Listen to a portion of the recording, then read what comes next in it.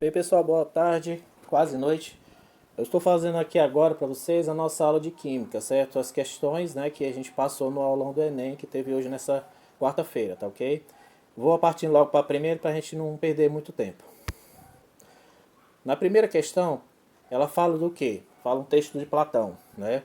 Primeiro, em relação àquilo que é chama de água, quando congela, parece estar a olhar para algo que se tornou pedra ou terra. Mas quando derrete e se dispersa, estas torna-se bafo e ar.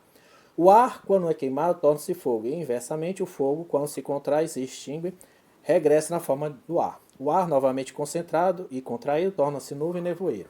Mas a partir destes estados, se for ainda mais comprimido, torna-se água corrente, e de água torna-se novamente terra e pedras. Então, isso é referente ao que, né? É os estados fixos da água, tá? Quando a gente fala pedras, é gelo, é forma gasosa, tá? No caso aí temos também a forma de líquido, cadê? A água corrente, né? Então, os três estados físicos da água: sólido, líquido e gasoso. Ok? Vem a pergunta agora. Do ponto de vista da ciência moderna, os quatro elementos descritos por Platão correspondem, na verdade, às fases sólida, líquida, gasosa e o plasma da matéria. As transições entre elas são hoje entendidas como consequências macroscópicas de transformações sofridas, ou seja, macroscópicas são aquelas que ainda a gente consegue ver, né? Meio que usando um microscópio de baixa potência, né? De transformações sofridas pela matéria em escala microscópica, tá? Então, essas transformações, tá? Elas são perceptíveis somente, tá? As nuances, né, as menores, né, as pequenas transformações são vistas na escala microscópica, tá? Então, excetuando-se, quer dizer, fora, né, a fase de plasma, estas transformações sofridas pela matéria em nível microscópico estão associadas a troca de átomos entre diferentes moléculas do material? Não, tá? Porque a gente não existe troca de átomos, senão a gente está formando substância nova. Transmutação nuclear dos elementos químicos do material? Também não, tá? Não estamos falando de nível de núcleo, tá? Redistribuição de prótons em diferentes átomos do material? Também não, porque no caso prótons, né, normalmente não são trocados por entre átomos, certo? São normalmente elétrons, tá? Mudança na estrutura espacial, sim, né? Porque a substância ela vai sofrer vibrações, né? Ela vai passar por transformações, mas ela não muda a sua substância, tá? Então ela apenas sofre uma mudança de estrutura espacial, tá ok? Então vamos ver isso aqui na figura. Pronto. Sólido, né? O que vocês percebem? No sólido, a substância está mais compacta, menos vibrações, tá? No estado líquido, está um pouquinho mais dispersado, tem uns espaçamentos entre eles, tá ok? Então, sólido, líquido. E no estado gasoso, o que está havendo aqui? O caos, né? As partículas estão livres, soltas, né?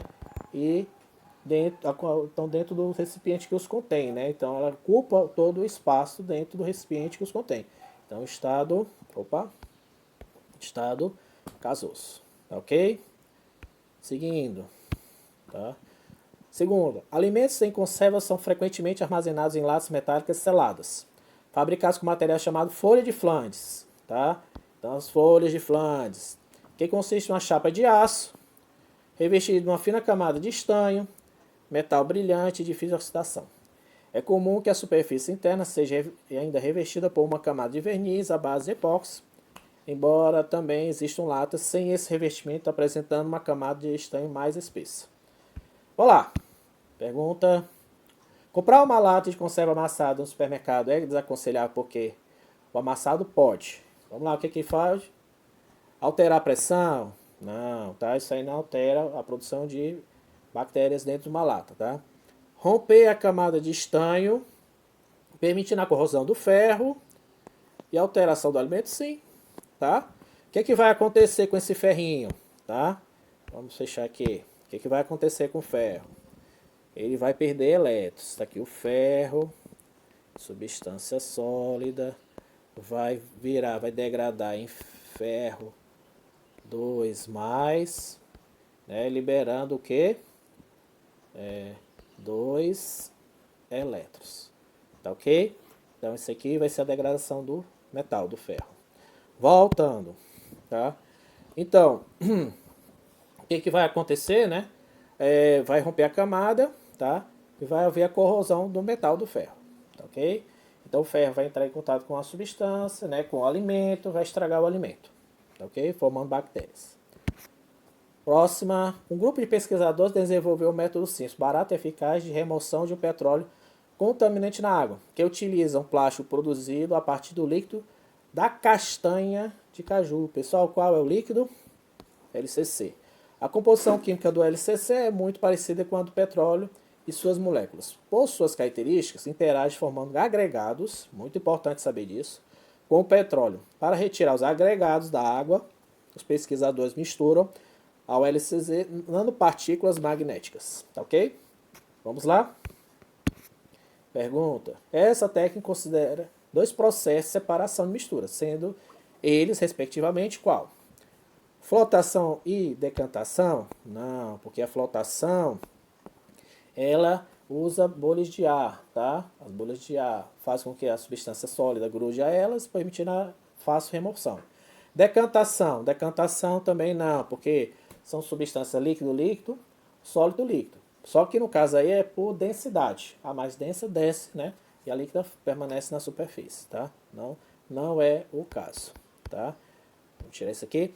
Decomposição e centrifugação. Pessoal, decomposição é quando a matéria orgânica se decompõe. Centrifugação usa um aparelho chamado centrífuga, né? Que usa a velocidade de rotação, né? Força centrípeta, para poder fazer com que as partículas mais pesadas desçam para o fundo, né? Eu uso o caso para você separar as hemácias, né, do plasma, tá? No sangue. Floculação, separação. Ah, isso aí, pessoal, floculação, tá? Ela faz com que ela faz, deixa eu ver isso aqui, pronto. Floculação, então, o que acontece? Ela produz, né, a formação, né, de agregados, né? Então, ela quando ela se une à substância, né, ela forma esses agregados, né, chamados de flocos, tá? Então, o que acontece? Esses flocos, tá, elas ficam dentro da substância, né, do líquido. Aí, o que acontece? Essas partículas consideradas sólidas, né, são separadas de que forma? Usando algum equipamento magnético, tá? Por quê, professor? Pessoal, por quê? Porque no texto mesmo diz, né, que ele vai usar nanopartículas magnéticas. Então, essas nanopartículas magnéticas, né, faz com que o quê? Se você usar algum equipamento magnético, vão ser atraídos e serão retirados esses flocos, ok? Vamos então à quarta questão. Certo. Uma pessoa é responsável pela manutenção de uma sauna úmida. Todos os dias cumpre o mesmo ritual. Colhe folhas de capim-cidreira e algumas folhas de eucalipto. Em seguida, coloca as folhas na saída do vapor da sauna, aromatizando-a conforme representado na figura. Bem, pessoal, aqui temos a sala, né? Temos um equipamento gerador de vapor. O vapor sai aqui, né? Esse vaporzinho, tá? Então, isso aí ele está fazendo o quê? Está transferindo o vapor, né? Fazendo com que o vapor faça com que os aromas, né, sejam liberados. Isso quer dizer o quê? Que as folhas, né, de capim-cidreira e eucalipto fiquem voláteis, tá? Isso quer dizer o quê? Que o aroma que estão presentes nela serão, né, jogados para dentro da sauna, tá? Então vamos às perguntas. Qual o processo de separação é responsável pela aromatização promovida? Vamos lá. Filtração simples, não. Usa filtro, tá? Então usa um equipamento que usa para separar uma partícula de outra, tá? Um filtro, né? Então, nesse caso aí, não existe isso. Destilação simples, pessoal, quando usa um destilador, o equipamento chamado destilador, tá? Vou mostrar aqui. Aqui, destilador, tá bom? Então usa um balão de vidro, tá? Um condensador, aqui um Erlenmeyer, a substância é fervida, ela evapora, entra no condensador, volta a ser estado líquido novamente e cai no Erlenmeyer, tá? Separando o quê? O sólido do líquido, tá bom? Professor, tem algum outro método que usa técnicas semelhantes? Tem sim, vamos lá. Não ficar com isso não. Pronto, vamos voltando. Daqui, destilação fracionada. Na destilação fracionada, deixa eu ver aqui, deixa eu aumentar aqui o desenho. Ok. Usa o quê? Uma coluna de fracionamento. Isso aqui é uma coisa mais específica, pessoal. Porque isso depende do quê? Depende da substância diferença de temperatura, tá? Então, tem substância que é uma certa temperatura, se torna vapor na forma mais fácil do que a outra, tá? Existem substâncias que dependem de estar um pouco mais calor para que ela evapore. Umas com menos, outras com mais. Então, o que é que acontece? A substância, né, mais volátil, ela vai entrar, vai descer pelo tubo, né, entra no condensador e goteja dentro do recipiente, tá? Então, o vapor vai subir, desce, entra no estado líquido e entra no recipiente aqui, no caso aqui é um becker, tá? Então, qual seria a resposta? A resposta seria letra C, extração por arrasto. Por quê? Porque, pessoal, isso é feita somente para vegetais, tá? Como é feita essa extração por arrasto? É quando você adiciona vapor de água numa substância normalmente orgânica ou vegetal, e esse vegetal, por apresentar, né, aroma ou ser volátil, ele acaba liberando esses odores, né, esses vapores, tá ok? Então, no caso aí, essa seria a nossa resposta, tá ok? Passando adiante. Vamos fechar com a quinta, tá ok? A soda cáustica pode ser usada no desentupimento de encanamentos domésticos e tem, em sua composição, o hidróxido de sódio como principal componente, além de algumas impurezas. A soda normalmente é comercializada na forma sólida, mas que apresenta aspecto derretido quando exposta ao ar por certo período. Esse aspecto derretido, pessoal, é por quê? Porque houve provavelmente uma absorção da umidade, tá? O fenômeno de derretimento decorre vamos lá, a absorção da umidade presente na atmosfera. Pronto, isso aí, pessoal, seria exatamente nossa resposta, tá? Então, por quê? Porque no caso aí a substância, vamos voltando aqui, o hidróxido de sódio, cadê ele? Tá aqui, ele é higroscópico. Higroscópico quer dizer o quê? Que ele tem a capacidade de absorção de líquido, tá? No caso aí, vamos usando a água, tá? Ele está absorvendo da atmosfera. Então, por ser essa característica, ele absorve, né, a umidade presente na atmosfera, tá ok? Fica parecendo que está derretendo melado, tá? Então, fusão de hidróxido pela troca de calor, né? Fusão, né? Muito pesado, né? Reação das impurezas do produto com oxigênio.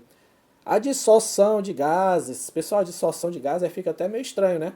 Pessoal deve conhecer a absorção, mas alguns não conhecem o que é dissolução. Vou mostrar uma figura que mostra o que é uma dissolução. Vamos lá. Nossa Senhora. Pronto, chegamos. Então temos aqui uma adsorção. O que é? É quando uma substância sólida, tá, consegue atrair para si, né, grudando nas suas paredes, uma substância que vai ser adsorvida. Adsorvida com D, tá? Então é um adsorvente. Adsorvente é o sólido e o adsorvido seria a substância ali que vai grudar ele. A absorção já seria esse segundo desenho aqui. Temos um recipiente, o líquido vai entrando, vai sendo absorvido, né? Vai fazendo parte, né, do seu interior. Mas a adsorção não é assim. Então, pessoal, com isso a gente termina, né, nossas 5 questões, tá, do aulão do Enem, ok? Se vocês quiserem visualizar, tá, nessas aulas, vai reverem de novo, tá? Vai estar disponível então no meu canal, tá bom? Então, pessoal, um abraço e até a próxima aula. Tchau!